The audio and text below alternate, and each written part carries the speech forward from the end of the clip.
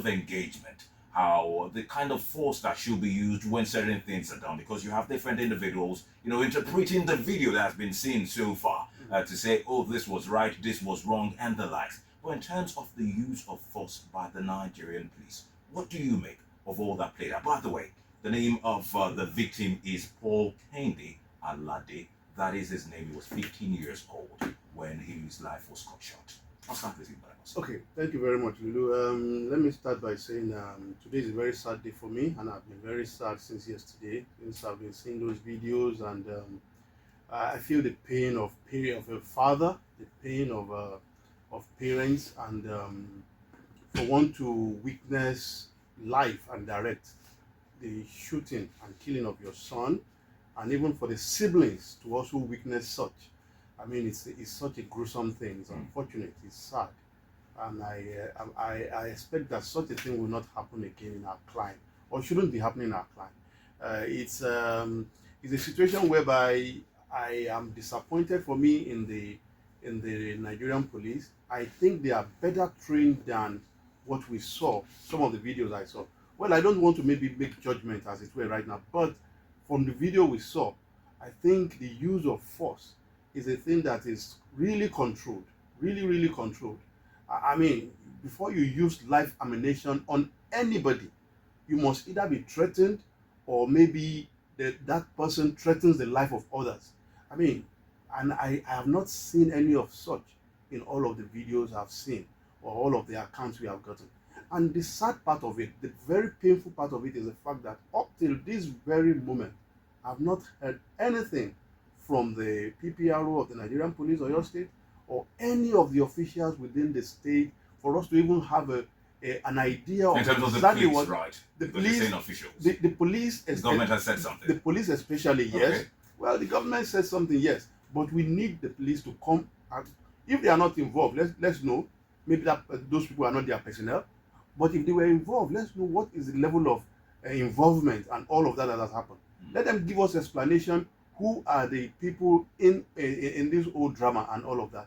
We can't have a situation where we're losing the life of our young ones. I mean, this is just a young boy, 15 years old. I mean, his life has just started. I mean, just like that, his life is cut short. For me, it's a very sad situation. Most unfortunate, really. Most unfortunate. I need to turn to Ojasope. Ojasope, we're talking about the type of force allowed in different situations. It is an issue like this, or similar incidents like this, that has led to the NSAS protest. In terms of indiscriminate arrest and the likes, even cutting the lives of young Nigerians down, young Nigerians down. In the process of going about their day-to-day activities, and Nigerians seeing that justice is not served when this happens, when this is the order of the day. Another of such incidents that occurred again in our very own city, and it's quite disheartening. But what do you make of the use of force? And would I say, has the police learned from what has happened in time past, or is this just a one of those tragic incidents that could just happen, unexplicable? What's your estimation of all that played out? Well, I must first commiserate with the family, the loved ones of the deceased teenager. It was a very sad thing, and of course I saw the video too, first at the hospital where the protesters first gathered, but later I saw the video of how the man tried to escape too, and it gave me a mixed feeling, because as parents we need to be more responsible, particularly when we have our children as audience. His recklessness and irresponsibility has cost him the life of his son.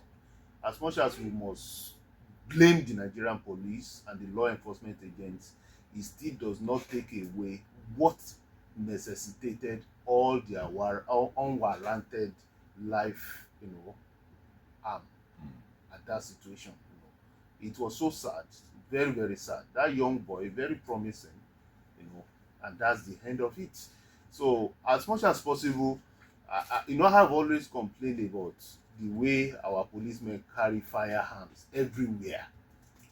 Sometimes they stop you, even within the city, and the next thing is, you are even making an attempt to stop. They are already raising the gun at you. is an assault. Is an assault.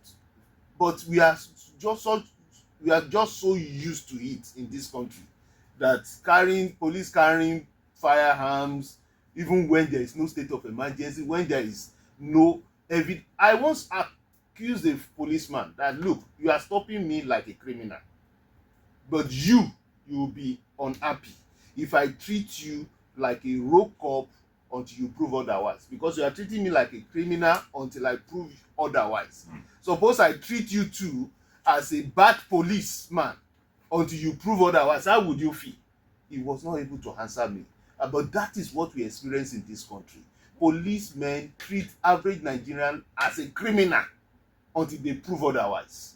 At the checkpoint, the way they treat you, most of the time, I discovered that except for the officers, the senior officers, they are more polite and more gentlemanly in the way they approach you. But these, lower ones, why do you have to shoot at a car because it even hits the suspected vehicle, abi? It could have hit any other person, not even in the car. It could have hit any other person, and it could have even, that kind of bullet can even hit more than one person. It could have been more fatal than that. That's my point. But it was uncalled for. Using firearm because the vehicle was trying to escape, and it still comes down to the level of our technology, because if you can capture the vehicle's plate number, you will not have to go all hell out to say you want to catch the car at that moment. What exactly was the suspected offense? But maybe he doesn't have the particulars, or he has not renewed his license, or he's driving on one way. Those things are not, it's not enough to lose a life over. It's not even enough to get injured for. So let's start with this. How do we deal with this issue, this particular issue, before we look at the broader issue of how police engage with Nigerians? Let's deal with the issue to start with. What do you think will be, or how do you see justice being served in this situation, Madam Osi? Okay, good. First, let me say this: there is no excusable reason why a shot should have been released in that incident. There's no reason whatsoever, because from some of the things we have seen, we have not seen anything that threatens the life of anybody. The person who even made the shot, from what we saw, was not threatening in any way.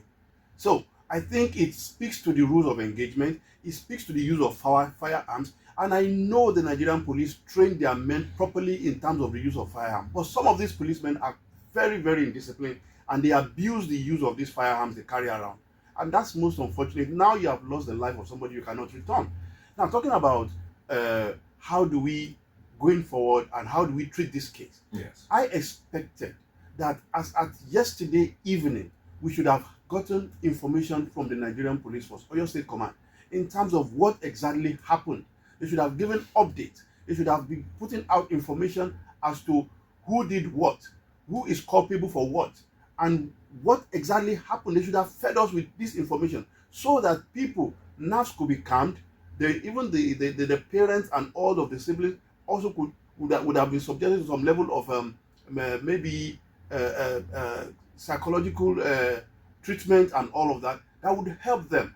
I mean, how do you imagine that there are about 3 or 4, 5 kids in a car, and one of them is shot live and direct, and they are looking at it? How do those children grow up in this country? How do you talk to them to be patriotic citizens of this country when they see their siblings cut down in their presence?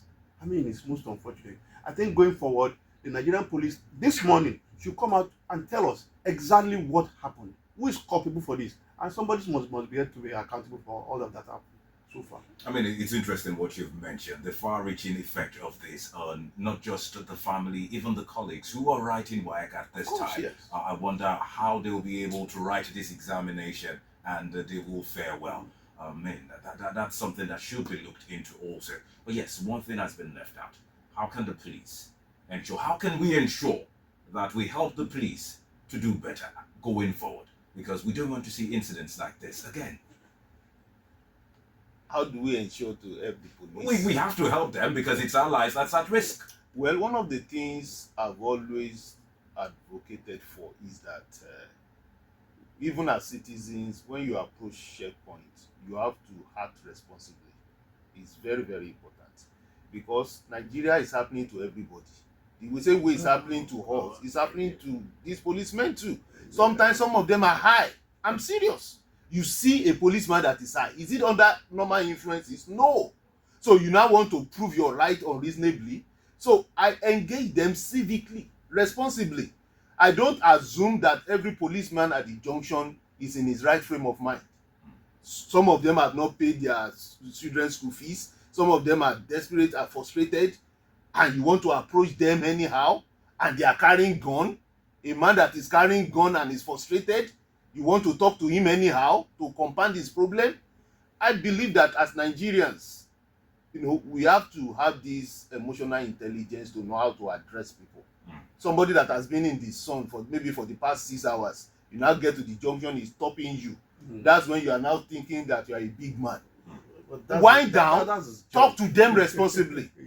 Yes, that's my opinion. It seems not to agree with you. yes, that's their job. They are trained to do that. I mean, the fact that maybe you have challenges, all Nigerians have challenges. Nigeria is not easy for anybody.